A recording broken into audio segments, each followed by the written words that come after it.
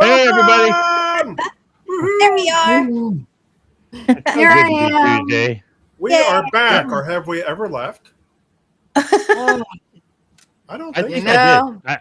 don't I think so. I did for a little bit. I think We've that's been what here all week waiting for you guys to show up. Hi, Enzo. all week. Here we are. It's yet another Tuesday. You guys had some exciting stuff going on this past weekend, didn't you? Somebody Yes. did. Yeah. A couple of us did, A yeah. couple of us did. Yeah. I did not. Actually, So We had an interesting enlighten show me. too. Enlighten me with the us fun did. that you had. Pam, go for it. So, Bordertown Paranormal, we were in Geneseo, Kansas for Kansas World UFO Day.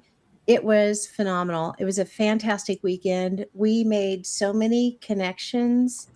We got some really cool people that are going to be coming on the podcast, including I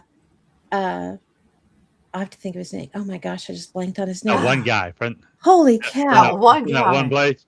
That Yeah, one one Yeah, guy. from that one The place. really important guy. He's going to be there. We're going to try to get Jim on too sounds to talk interesting. about it in a couple of weeks. But we talked about the missing and deceased scientists that have been popping up, and is it really a Oh, conspiracy? those that keep dying, or Yeah, that Or just, Yeah. Dying? Yeah, Or- I think that's or- just a little. Yeah, I'm not much of or a conspiracy disappearing. theorist, but that one is like, yeah, that's pretty. It's a obvious. little that one is too- so blatantly obvious. of it's, what's it's a happening. little too much. It's and a with little too weird much. accidents too. Yeah. Yeah. No, they weren't Accident. Yeah, that's the best way to put it. What? Absolute best way to put it. No, Yeah, I don't believe you guys. Tina's been paying attention to that one too. She's the one who brought it to my attention. I had no Yeah. idea. Mhm. Yeah, Yeah, it's Missing. wild. Oh missing. yeah, It's wild. it is so wild. So the guy that will Like- be on our podcast, it'll be the end of July. His name is Chris Bartell. He was part of Skinwalker Ranch. He was one of the security guards out there. So Ooh. yeah, he will be Okay. on Bordertown Strange the end of July. So Interesting. I'm super stoked about that. That'd be cool. Nice. Yeah, we got to meet him at Geneseo. It was Kansas World UFO Day. There was a huge amount of people compared to the last couple of years. Nice. Tons of vendors. Yeah, it was a great day. Jim's doing great. He's getting his spunk back because he's been really ill the last year. He took us out a couple of places, showed us a buffalo run where there's still, you can see on the cliffs where they were driven over the cliffs by Indians, and there's like where their dew claws caught in and carved into the cliffs. So Ooh. I was not able physically to get up there to see it, but Enzo's in the chat. He was awesome enough to make sure he got video so I could see it. So yay for Enzo. Yeah, yay, Riendo. Enzo's a nice Yay for guy. Enzo. He is. He really Him and Mark, yeah, they all, we were laughing because yesterday Mark was like, yeah, we all kind of followed Pam around like this, making sure she didn't wipe out anywhere. But because first time I've been out an entire weekend without a wheelchair, totally on crutches the whole time. So yeah, was able to do it. Wiped out at the end of the day, weren't you? Yeah. Wiped out. Yeah, and the Airbnb we got had steps to get up in it with no handles. So Mark and Enzo became my handles to get in and out of the house. They were gracious enough to make sure I didn't hurt myself. So, Yeah, that's good. That's good. Put you back in the chair. Don't want that. Astron, if you can get No under there, joke. they're popping fireworks, so my dog is being crazy. Oh yes, Firework. Enzo even tested, and it caught him. The buffalo run. He slipped and fell on the moss. Oh, That's good. no. Hopefully, it didn't go over the cliff. He did not, thankfully. Oh, that's good. I wonder if he left any dew claw marks. Anyhow. he left something, I'm sure. Yeah, that's- I mean, he left some skid marks. A skid mark, yeah.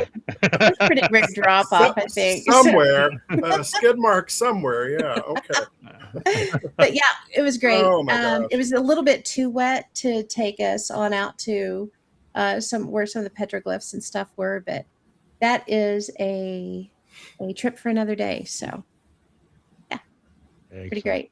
Sounds pretty awesome. It was great. Oh. Sounds You pretty did awesome. something too, Ken? Yeah, I attended the Haunted America conference over in Alton. Oh, that. You say, how was that or where was that? How was that? I know where. How? Well, okay, fine. How was that? It was fabulous. I got to listen to a lot of lectures by the three Appalachian witches. Let's see what else. Bunch of people. Oh, that's the wrong day. Some stuff about strange Colorado. A lot of interesting things there. Diving deeper into demonic fantasy. I really wasn't too much into that one, so I left that one rather early and wandered around the vendor hall and schmoozed. So I think, like Pam, I think we've got about I've invited 6 different people to try to come to the party with us. Awesome. Well, we still got August and September to fill out, so if you're watching the show. And we had a wonderful show this past Yes. Sunday, talking about scams and scam artists and all that. We that did. Are in the paranormal. Yes. I steered clear. It was really good. Oh, I Oh. called people out. I called people out by name. Yeah. I Yeah. did. Yep, we had a So great I'm probably time. gonna get heck coming at me, but you know what? If you don't scam people, your name wouldn't get No. called out. Yeah. That's true. I Sure. just a lot of I know things, so I just keep my mouth shut about it. Anyhow, Yep, but it was Somebody's not a it was scam. That great would be the weekend. best way to go on there. It was a great I- weekend. some- somebody who's not a scam is our guest today. I think we've had him before. I think we've met him before. I think he No, we seems met to be him an somewhere, okay I guy. He's great. Somewhere. We love him. He's our creature feature guy. Our creature feature. I think Uh, Pam has a couple of words about him coming out. Oh, I'm sure she's got words. I do. So our See? guest today, it's Robert Prevo. We have had him on before. We do love No him. way. Great friend of both the podcast and of us in general. Robert's an author, an investigator, and a researcher of cryptozoology. He's best known for his book that Adrian just held up, Monstrous Arkansas, A Field Guide to Unknown and Mysterious Beings in the Natural State. And he just came out with his new book, A.M.O.K Volume 1, and we're super excited for him to talk about that one too. So in addition to his writing, he serves as the director of the Case Analysis Division for the North American Dogman Project, which is NADP, where he sets standards for evaluating firsthand testimony and investigating the unknown phenomena. So we are Ooh, this super sounds excited. interesting. Here. We should have him on sometime. Right? I know, What like about right now? now. I There he is. wonder Yay. oh, look at that. He's there. Ooh, Welcome. you held up your new book, but nobody could see it. I did. I know. I was in There the you go. green room. Ah. We're Nice. so excited. Igalamona. Why Iglamona? Igalamona. Iglamona. Yeah. It almost looks like it says alimony, but anyway, it's It animal. does. It does. But yeah, it's Entomology Volume 1, and I was telling you guys earlier off screen, I've got 5 volumes planned on that, and basically the first one is the introduction to concepts, and basically this is walking through how to do investigations in cryptozoology, the paranormal, ufology, all that, and using critical thinking, that thing people seem to be afraid of nowadays, and how to look at evidence, what is evidence, what isn't evidence, all that fun stuff. Right on. Very That's cool. it. Exciting. Now, did you say Hey. it covers all genres? Yes. Okay. Cool. So I might learn something I don't know. I don't About- know if that's possible. about all of them. possible. Yeah. You're going to lose a lot of people with critical thinking. They're like, what? Yeah. I don't know I what know. that You lost me when you said critical. I'm like, what? Right. is. Well, the drive behind this whole thing has been going on for years since I've been doing this for like over 30 years. So the drive was in the time that we've been around and we've been doing all of our investigating and research and all that stuff, looking at what headway we were able to make as opposed to our peers and everyone else who came before us. Well, especially in cryptozoology. Hey, Tina. especially in cryptozoology, the people who came before us made a lot of headway. They really did with the writing, with the research and investigations. And we kind of, for the past 20 years or so, have kind of sputtered.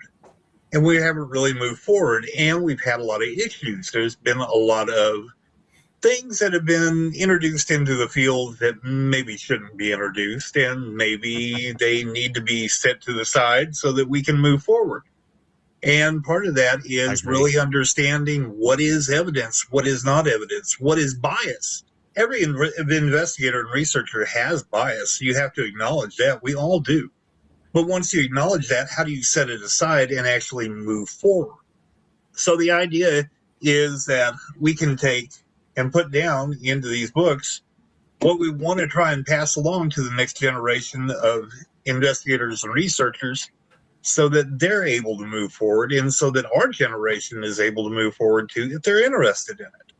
And it's not just my way of doing it. I'm looking at the way that everybody who's actually putting forth an attempt in trying to move forward is doing things. So trying to pass that along to the next generation so that they'll have something to show for what all their efforts. Very good. And that's cool, but it's interesting that you bring up like everybody's got their own bias, and I know I do. I lead with that.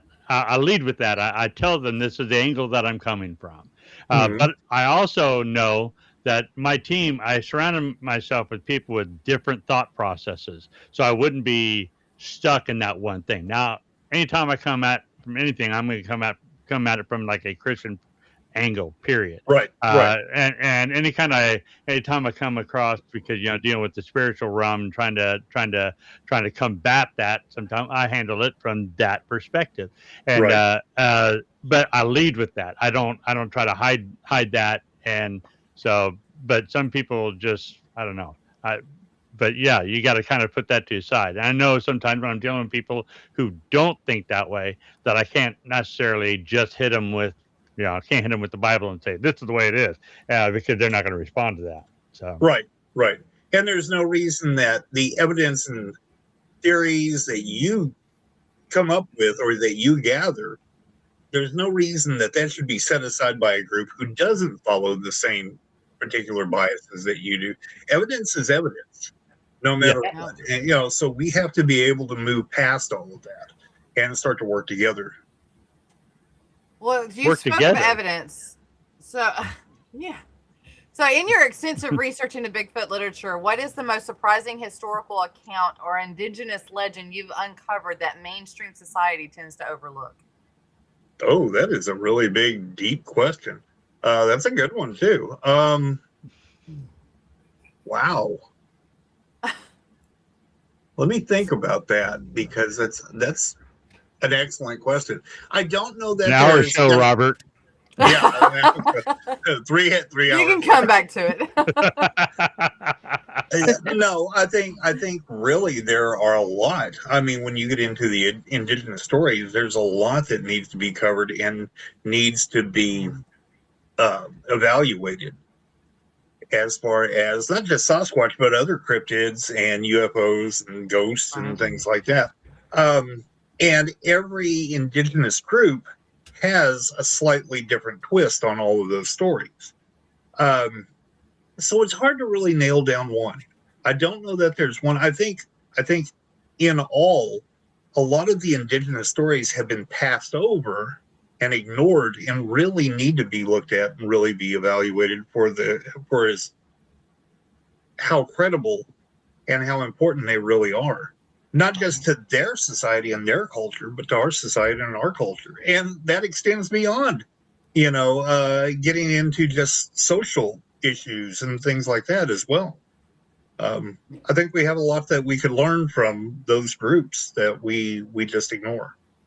I would agree with that, especially since we moved onto their land, just because we moved here and we choose to ignore the things that,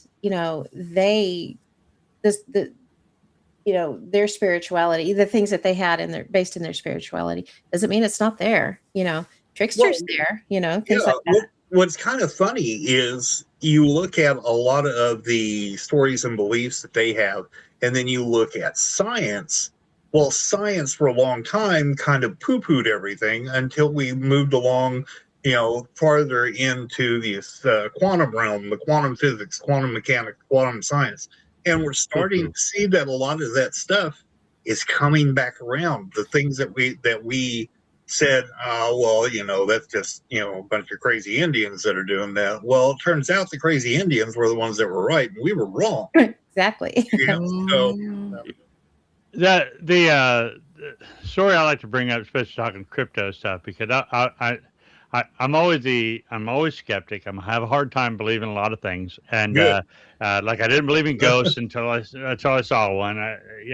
My very first paranormal encounter was more cryptid in nature, but Tina's favorite, at least I think it's her absolute. I think it's her top favorite. Has always been the Mothman, and so our first trip out to the Northeast, I was like, we're going to be close, so we got to go to Point Pleasant. And it was great. I totally enjoyed it way more than I thought I was going to.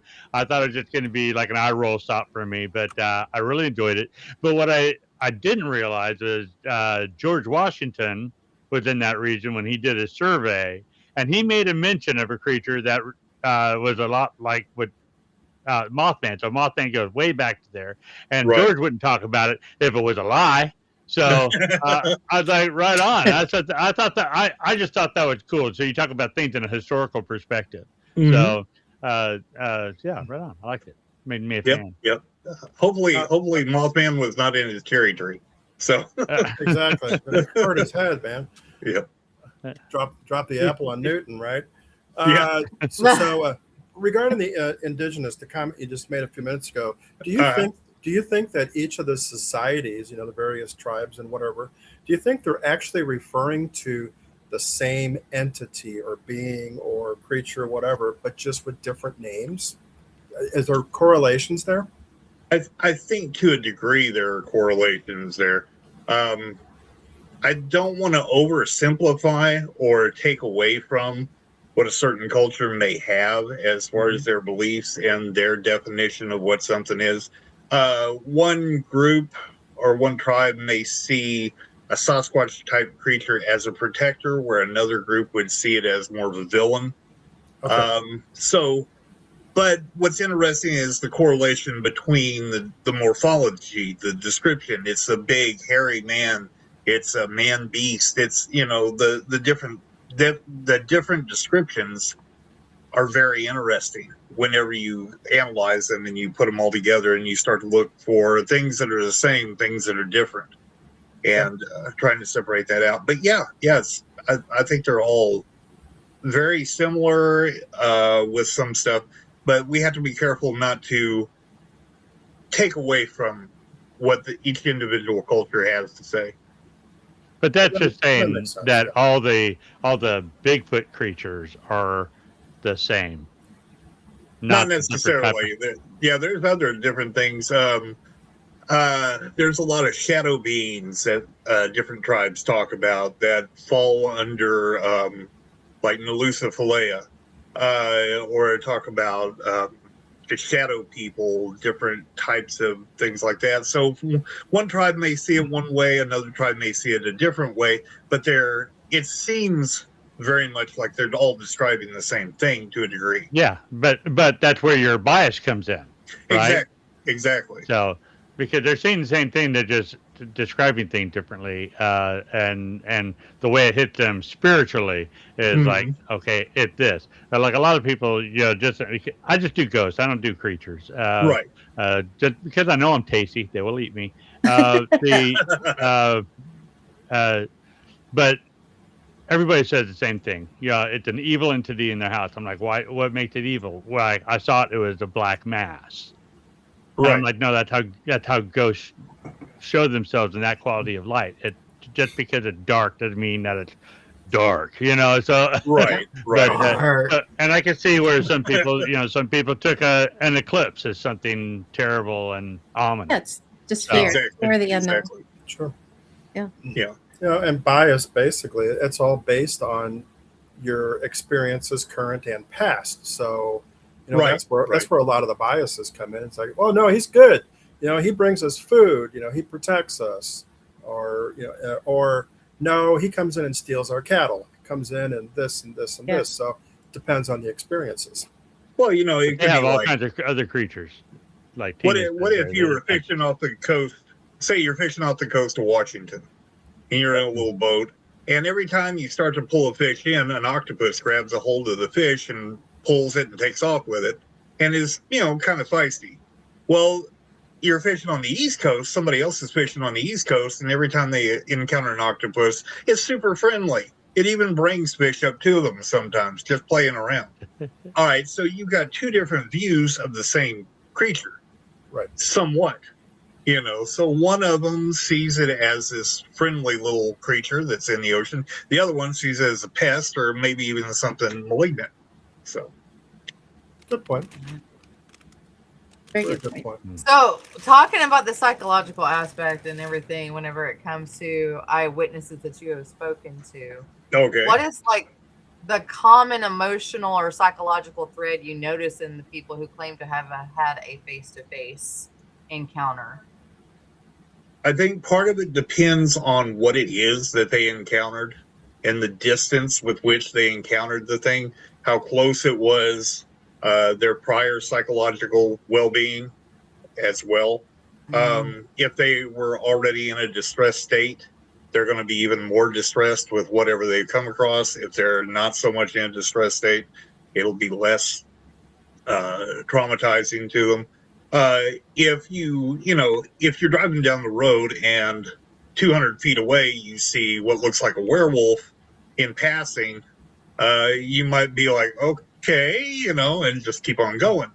But if you're driving down the road and this thing jumps out in front of you and you bring your car to a screeching halt and this thing's terrorizing you and, scratching at your car and whatever, it's going to be a completely different, it's going to be much more of a PTSD type thing that we're looking at rather than, Mom, I saw something weird on the side of the road, so it depends. That's Adrian and Tina's story.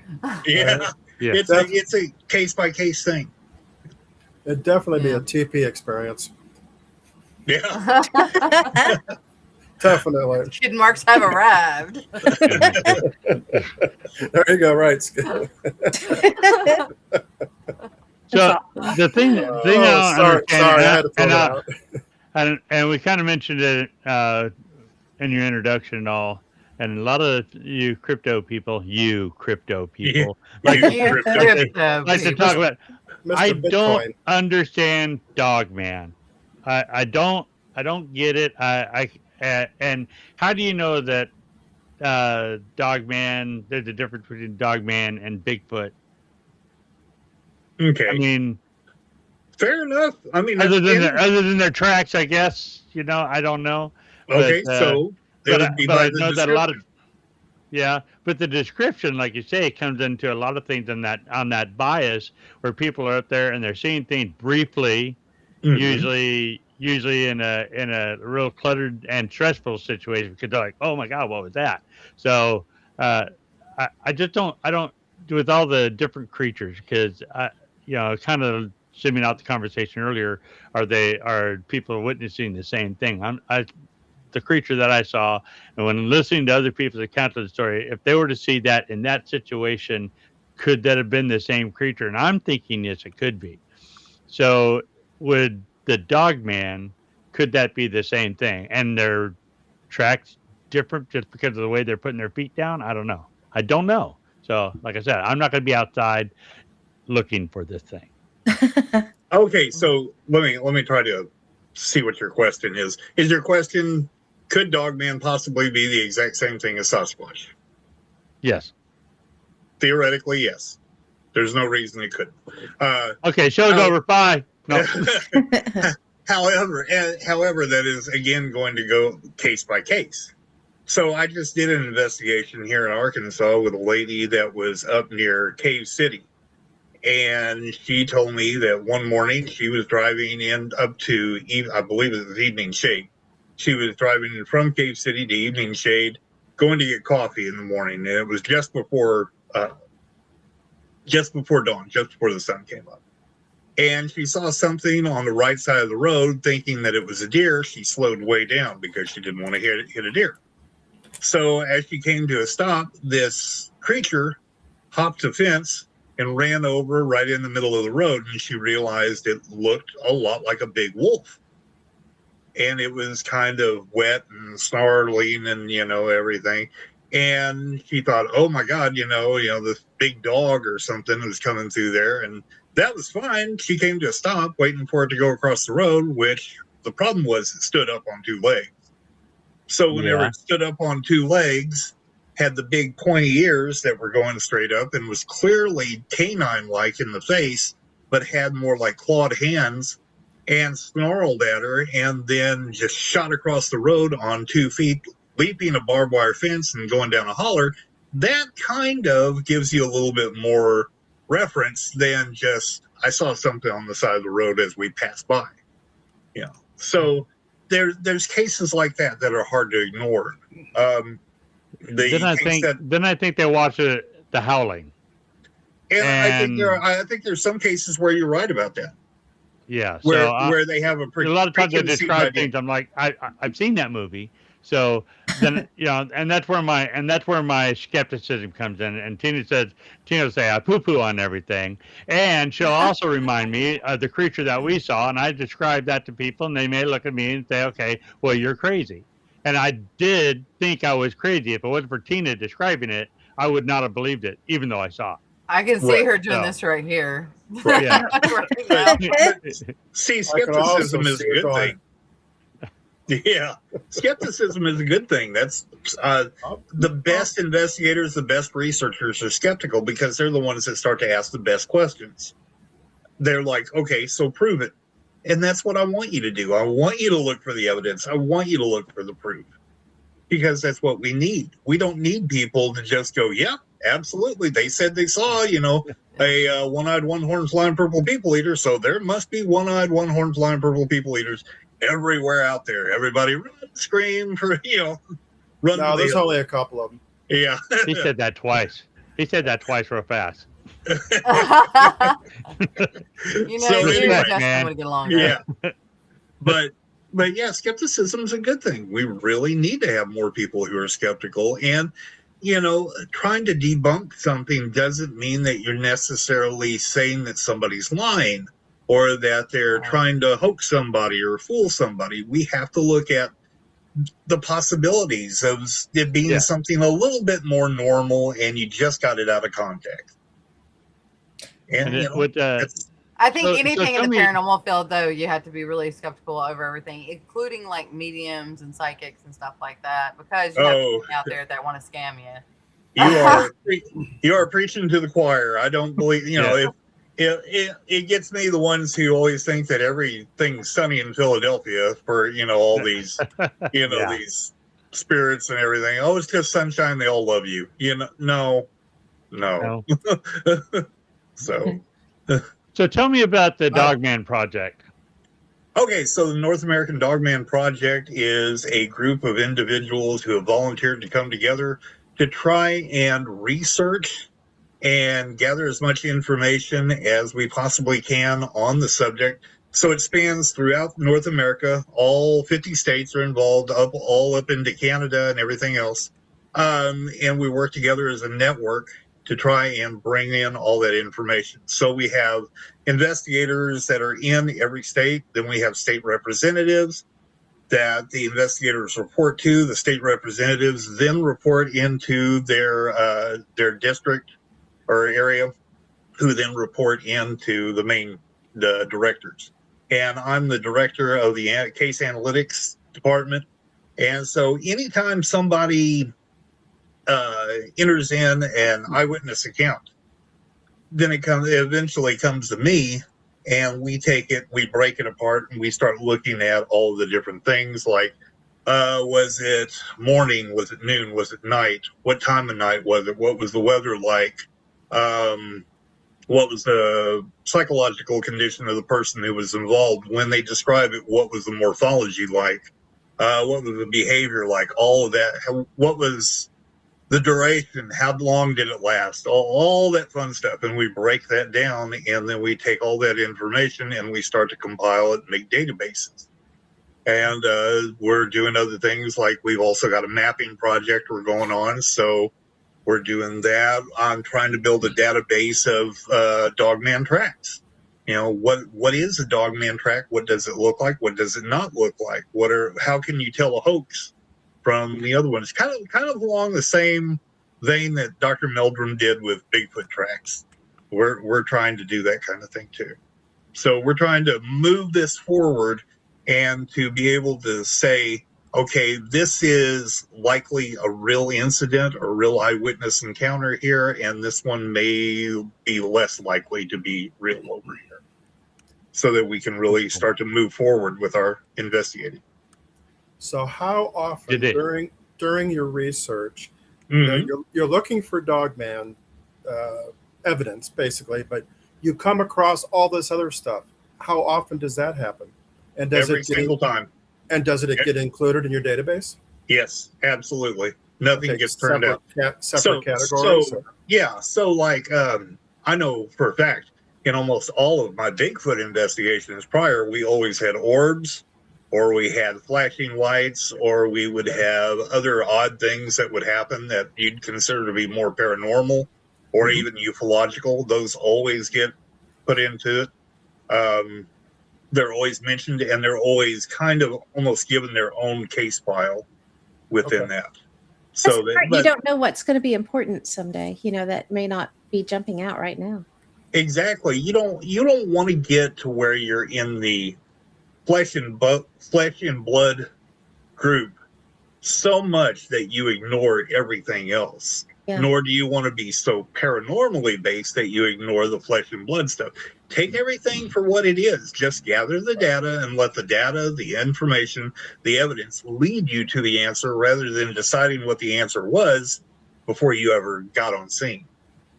Yeah, and at some point, all of this data could actually get closer and closer to reality, that it is all tied together. Right. Absolutely. Absolutely. Okay, it's a question out there. I was asking if do they live Bigfoot style tracks or canine type tracks? It depends on the case. There's actually one version of the dogman. There's a few different versions, and what I think is happening is there are several things happening simultaneously that are all getting put under this one umbrella of dogman. So I think there is a type of Bigfoot, if you will, that is very dogman-like, and it's often referred to as a gugway, and it's got more of a snouted face. There's a lot of reports and things like that. More often than not, what we would consider true dogman eyewitness accounts, if tracks are found, they're very canine-like, but oddly enough, they're almost always three-toed rather than four-toed. That's interesting. Wow. Three-toed.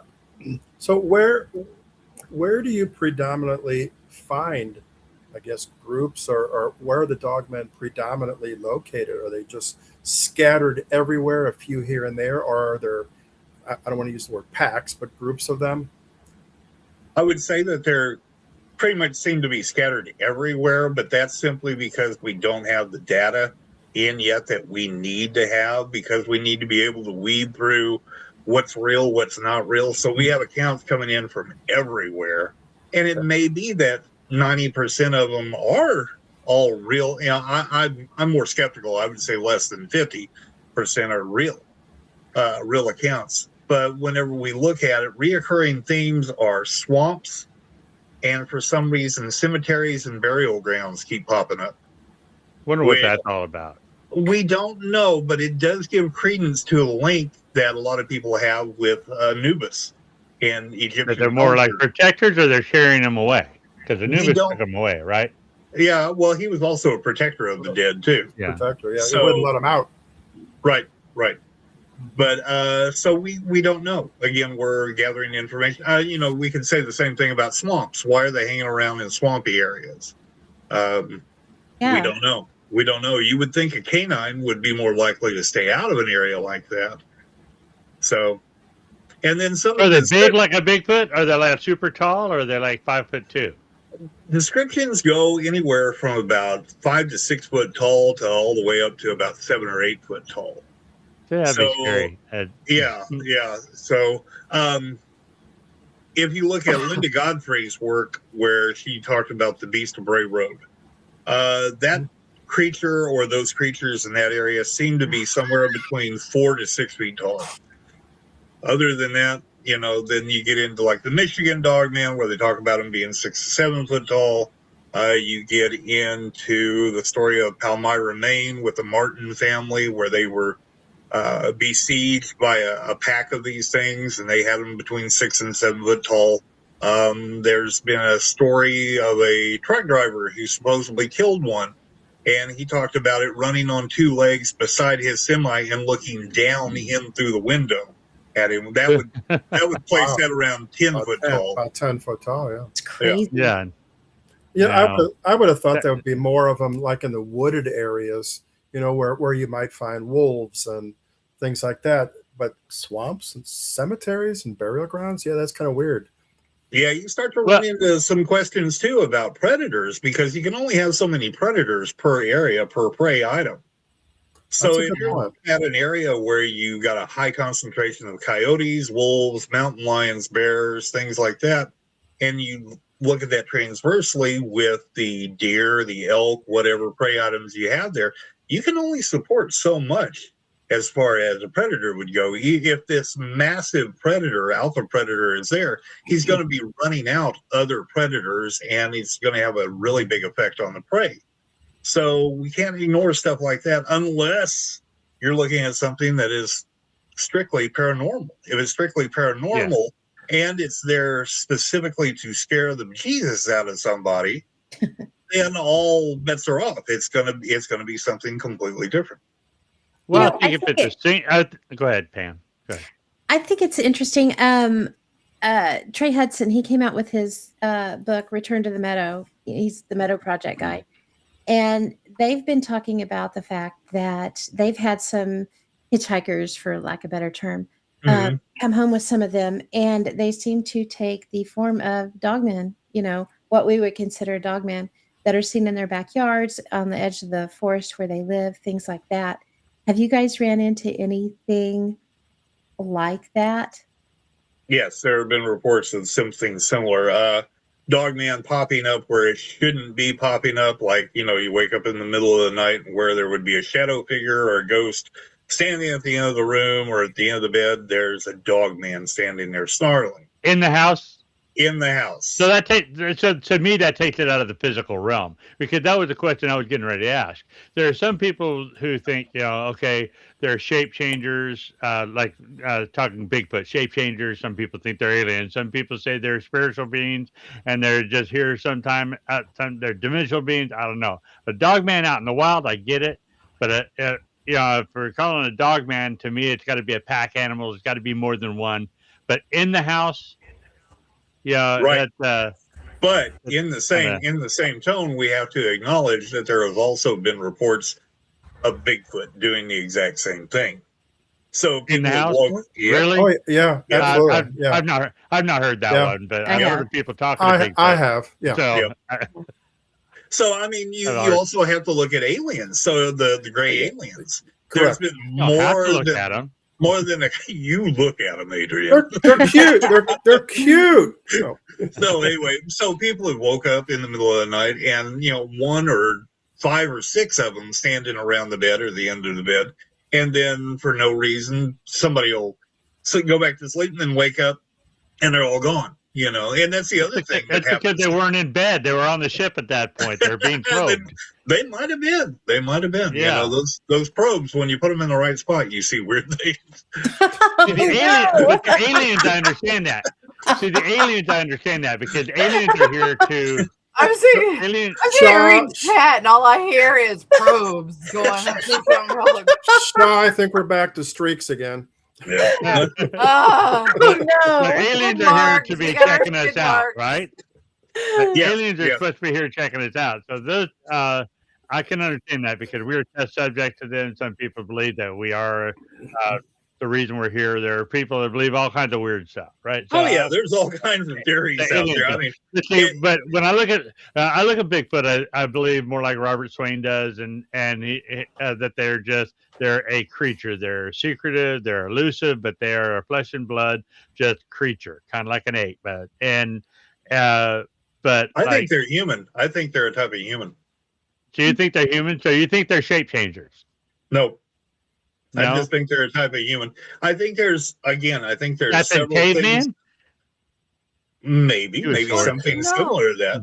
But I think there's several things going on simultaneously. I think there are things that occur in nature that are more spiritual, more paranormal, that want to take on that personification to make you think, okay, well, I can accept that I just saw Bigfoot.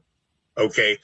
Maybe that's the personification they have to take on, but maybe it wasn't Bigfoot. So you have simultaneous things happening. Maybe something looks more ape-like because in your brain that's setting back there and you're not aware of it. But I think that there's so many accounts of Sasquatch and so much of the evidence that has been presented that I think is factual evidence that leads us to believe that they are actually not a type of ape. Definitely they're a primate. We're all primates. But they're not an ape so much as they are another type of human. If you look at the work that Ron Moorhead did with the Sierra Sounds, he even leaned toward, or he still does lean toward them being a type of human being. He said they are a form of Homo sapiens sapiens. Because if you look at the ability to carry on conversations, which were recorded with the Sierra Sounds, that's a human trait. That's not something that higher class apes do, just primates. So yeah, I think so. So you think it's an evolutionary kind of thing, or? Yes, of course. So they're beyond us or before us? Why can't they be both simultaneously? Simultaneously. Yeah, that's odd. And see, the interesting thing too is you can take two different people that see the same thing and they're going to give you different descriptions on their recall of it. So whose reality is the right one? Who's to say that there isn't? Why would one's reality be more valid than the other? You know what I mean? So why can't because there can only be one truth. Well, you're right on that, definitely. But which truth is it? There's subjectivity and there's objectivity, and then there's what evidence, actual physical evidence, will lead us to. Yes. So definitely subjectivity in the eyewitness account is going to lead us to do the investigation, to do the research. Without somebody reporting, hey, I just saw a 12-foot tall ape looking in my window, you're not going to go looking for the 12-foot tall ape and discover that the 12-foot tall ape is actually a 10-foot tall, another type of human being. Yeah. You know? So you have to start somewhere. And that subjectivity is where you have to start to lean towards the objectivity of facts. And you have a point of reference too. I know, there's a story that we've shared with Robert. You know, there's someone in our town that had a encounter in the late 80s that we thought for years and years and years, we just assumed it was Bigfoot. But when we learned more of the difference between Bigfoot and Dogman, you know, we got to just recently, within the last year, Jess was like, you know what, maybe have you considered that might have been a Dogman?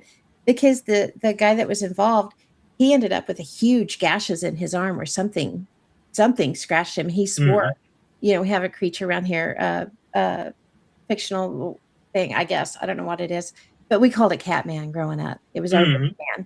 And he was like, Catman got me. Could be. Yeah. If people believe in it, it could be anything, you know. But well, I mean, a conversation. Oh, go ahead. You're not done. Go ahead. No. So he ended up with these big scratches, and we got to thinking about the fact I've never heard, and maybe there is reports of them out there of people being scratched by a Bigfoot. You know, Dogmen are purported to have claws. You know, right? So would it make more sense for it to have been something like that, as opposed to what we assumed was a Bigfoot, because that was our point of reference? I would say it's highly possible. I don't know that that's enough evidence to just simply say, well, it had to have been Dogman rather than Bigfoot. We have to take into account there are also cases, paranormal cases, where people have been scratched, sometimes savagely, but nothing. So, you want to be careful. That's what I'm talking about with animology. You want to take the facts for what the facts are. The anomaly in this case is that he was attacked by something. He was scratched. Yeah, he was. We have an overdriving need to identify and name everything that comes along. So we want to call it Bigfoot. We want to call it Dogman. We want to call it a demon. We want to call it this. It's, and I get the importance of that because categorizing things is something we need to do. We have to be able to do that. We have to put it in categories. It's good, it's bad, it's this, it's that, it's these. So we know whether we're dealing with something good or something bad. That's just the human nature. That's what we do. But in doing so, we make a lot of errors. So we want to be careful that we're not making those errors going along the way. And story of my life. Go ahead, Adrian. Sorry. No, go ahead. There made a mention earlier in the chat. I think it was Enzo. I can't remember. But how do we know, or what do you know about skinwalkers? And could these all be just a form of that? Theoretically, I would have to say, of course, that's always a possibility. Do I think that all of these things are just so?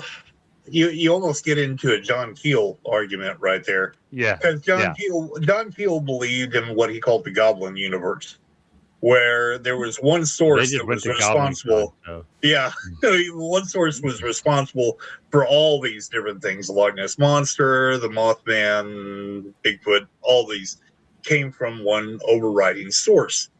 So, is that possible? Yeah, of course it's possible, because we don't have the evidence to say it's not right now. So that has to stay in the argument.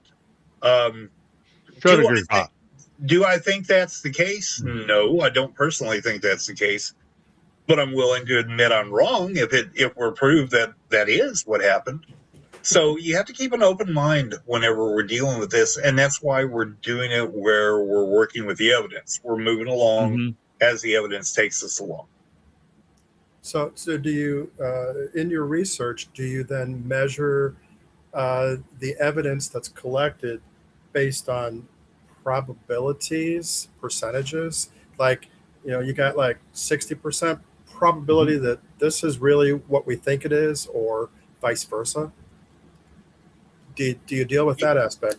It's really a lot less about, okay, so if we're looking at, everything has to be based off of evidence collected. So if all you have in the entirety of that account is the eyewitness testimony, then it's hard to go any farther. You can't disprove or prove, even based on that person's mental health. You can't. There's no reason that somebody with schizophrenia can't run into Bigfoot. So you have to be careful there. Just as likely that somebody who's perfectly sane and spends all their time in the woods never runs into anything half the time. So Well, I heard the saying: just because you're paranoid doesn't mean you're not being watched. Exactly. Yeah. So good point. Exactly. So I think everything's measured based on, okay, so let's say we have 20 investigations on Dogman, and out of 10 of those we get tracks, and then we're going to evaluate those tracks based against one another to a degree, and we're going to start to figure out, okay, what's the common denominator in all of these, and how can we set some of these aside? Maybe not discount them completely, but maybe they don't fall within these parameters. Maybe they're an outlier in the statistical, bell curve of everything that we're working on. Okay. Yeah, I think I was kind of thinking more on the lines of, you've got all these cases. Mm-hmm. Some of them are going to be just off the charts. Yep. Some of them are going to be, whoa, okay, great. Thanks for some of the information. Mm-hmm. But I think that's what I'm kind of looking at, probabilities within maybe each case, and then kind of comparing all of that to see if there's any correlation between the higher probability ones. Right. I think definitely there are cases where we have set them off to the side because we're like, okay, well, that's interesting. We'll talk to you about that later. Correct. And but then you set them off to the side and you have to watch, is that going to pop up again? Or maybe in that same area is something similar going to pop up, or is it something completely different? But a lot of these things, do we have an area of high strangeness that's going on rather than just this dogman or just Bigfoot or just, the one-eyed, horned flying purple people eater? Right. You said that very well. Thank you. With like the advancement of like the rapid advancement of technology and stuff like drones, thermal imaging, AI, do you believe we're closer than ever to definitely proving the existence of Sasquatch, or will it always remain a mystery? No, I think eventually we are going to either prove or disprove outright. I would say probably most of the different cryptids that we talk about. We do have to realize that AI can be a useful tool, but it can also be a deterrent. It can also be a problem for people Terminator. who are looking for evidence. Yeah. Definitely Skynet is an issue. No.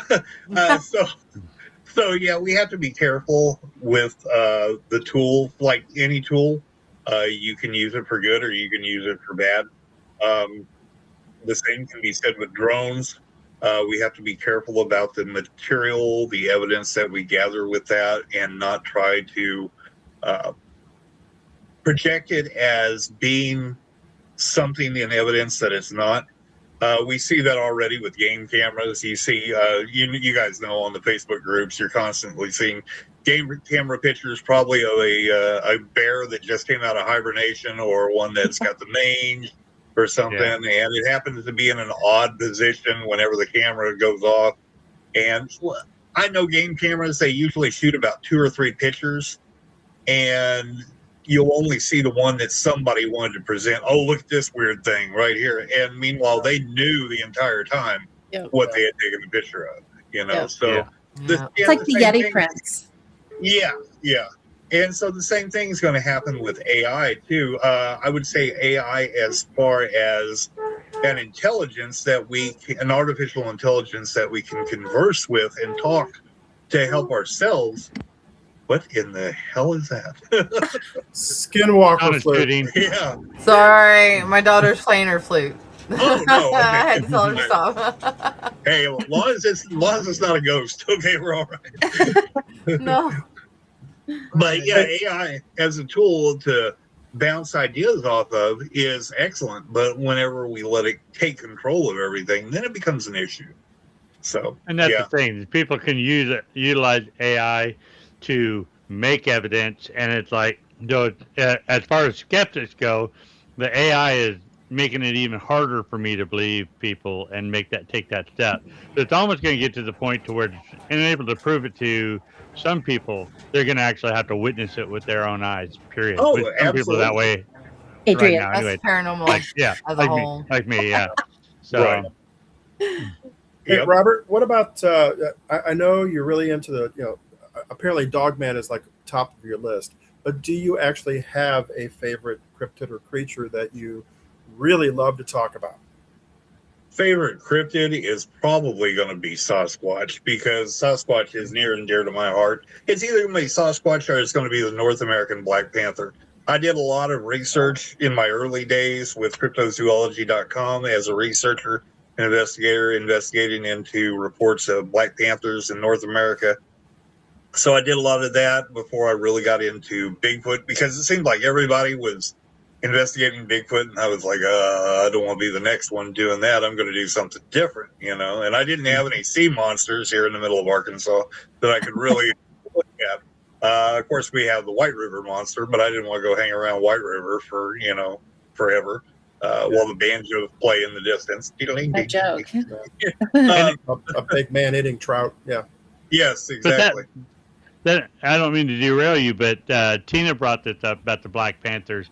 When first started the team, I was contacted by somebody, Eagle Crest golf course here. They were out there, one of the groundskeepers, and he said he's up there. I forgot which hole it was, but he said there was a huge black panther. He said he said early morning, but it was obviously a black panther, and it's just way bigger than like what you would see at the zoo. He said it was huge, right? And then it wasn't there, so it scared him because he thought, okay, I'm food, but digging into that, I found out that there was, according to Indian folklore, there was some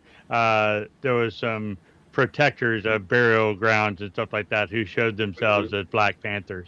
The creature that we saw, Tina and I saw in McAllister, original thought that was a big Black Panther, huge, but it didn't have a tail. It wasn't a cat. We know what a cat looks like, but so when you said you were looking at that stuff, what did you come across quickly? There was two different possibilities in the earlier years of it, and I even wrote an article on it at one time. I came to the determination that it was probably a group or a class of jaguarundi, which is a South American cat, really closely related to the mountain lions and all that. I won't get too far into it, but anyway, they were a more northerly group, and therefore the farther you go north with a mammal, the bigger they get. So that's kind of where I leaned in the early years. Since then, I would have to say I probably changed my mind, and I think that they are actually a North American jaguar. Right. Really good scientific evidence leans towards that. There are jaguars that have been spotted in Arizona. Usually they're males that are traversing from South America up through North America, either looking for mates or territory. But there's no reason really to think that we don't already have some kind of population of jaguar in North America. There are none spotted as far as people saying, I saw a big cat that had spots. It's always, I saw a big black one. So I think what we had was a bottleneck in the genetics where the melanism took over and ran out the normal, the spotted. And so what we're seeing are purely black jaguars now. And a lot of the evidence that has been passed along as far as stories of people encountering these panthers really leans towards the jaguar story. But how big? How big have you? Because I told you the story last year where I saw a giant black cat run across one of the highways when I was going out to Caney, but I think this has been almost 3 years ago now. Yeah. And this was in Oklahoma. And I just saw it running, going from west to east, cornfield across the highway, not even a quarter mile in front of me. And then it just disappeared into the other cornfield. Of course, because it was hunting. It was probably hunting deer that were in the cornfield. But I thought it was as big as it looked like a cow at first. I'm like, that cow's moving too damn fast. Okay, so there's two things. And then I noticed it was black. Go ahead. There's two things going on here. One, you described it as giant, so that's subjective. So if somebody says, I saw this giant thing, okay, well, how big is giant? But you related it to, it looked like a cow. Okay, right. The second thing is that any animal that is black is going to appear at least twice as big as it really is. It's just one of those weird things. They've done several tests on it where they've had cutouts that were look like a black panther or look like some other animal, and they had people try to figure out about how big it was, and they were surprised when they got up to it that a lot of these black panthers were about the size of a house cat. So if you were seeing one that was about the size of a cow, then it's probably more like the size of a jaguar. Okay. But that's not to say that you didn't see something else. Well, I saw something. I know that. But But when you said, if it's black, it does change your visual appearance of how big it is. Right. Does it matter if it's day or night? This was mid-afternoon. It actually does. It has more to do with daylight hours than it does at nighttime. Your cones, your cones and everything react differently in different lighting. So whenever you get into like at night, something to do with that, rods and cones changes everything. Yeah, rods and cones. I know. Okay. Science. Okay. Hey, we got to bring this whole thing to a close. But before I do, I like to point out the fact that we think about these creatures and where they can be and why we haven't seen them. And you think about really, I mean, because most of us live in cities, and it's more than half the United States. I mean, more than half of it is uninhabited. And you look at the land mass that we've got. That's a lot of land. That's a lot of area for creatures to be. And actually, it was like only 4% is really considered an urban area. 4%. Look at the size of this nation. So there's all kinds of places for these creatures to be. And, you know, you can be skeptic all you want, but unless you get out there and look, you're never going to know for sure. So that's my little tidbit. I want you quickly to talk about where you can pick up your books and where they can see you, talk to you, they can feel you. So my books right now, I've got 2 out. So the previously mentioned Monstrous Arkansas and then Animology Volume 1. Keep an eye out for all the others that are going to be coming out. I got a Dogman one that's getting ready to come out. You can find them on Amazon.com. If you want to find me, then you can find me either on Facebook at Monstrous, the group, or you can find me hanging out in one of the Dogman ones because I'm involved in all of those. And if you want to watch some of the goofy material that I put out, go to YouTube and go to monstrousthepodcast.com, and you can keep up with that on YouTube, Spotify, Rumble, and probably in some dark corner of a room somewhere. So anyway, it's all over the place. If you want to reach out to me, you can reach out to me through these fine people right here. They know how to get a hold of me if you need to. I'm everywhere. His podcasts are a lot of fun. Very much. So yeah. Thanks for coming on. It's a great show. It's always great to be on with you. You know the rules. Don't go away. We'll talk to you here in a moment after we kick everybody else out of the show. All right? So don't go away. Enjoy the M&Ms. All right, here we go. Thanks, Robert. He always puts on a great show. It's great. He does. Yeah. I love what he does. And well, because there's so many of us paranormal people who just seem crazy. He don't seem crazy. No, he doesn't. I mean, I'm not to say he's not. I mean, you know, I don't have all the evidence. But right on. Well, we have Tammy and Christine Radin coming on next week. Who? Tammy, Christine Radin. Oh. Right on. Right on. Right on. Radin. Right on. That's from like Street Fighter, ain't it? Mortal Kombat. Mortal Kombat. I knew that. Mortal Kombat. Enzo's asking if Robert will be at the Paracon this year. Unfortunately, he won't. Him and his wife did take the year off, but they're hoping to be back next year. So. Yeah, that's what it said. So we still got other things. You need to pull him, try to get him to the expo. It's a lot closer. He could just spend a day with us. He could sit at the table and talk with us in person. But that's okay. We'll bust the chops about that later. All right. Well, hey, everybody. Got to give him some more M&Ms. There you go. Give him some green ones. Yeah. Join us next week. All right. Yeah. Bye, guys. Next week. Bye, everybody. Stay A.M.O.K.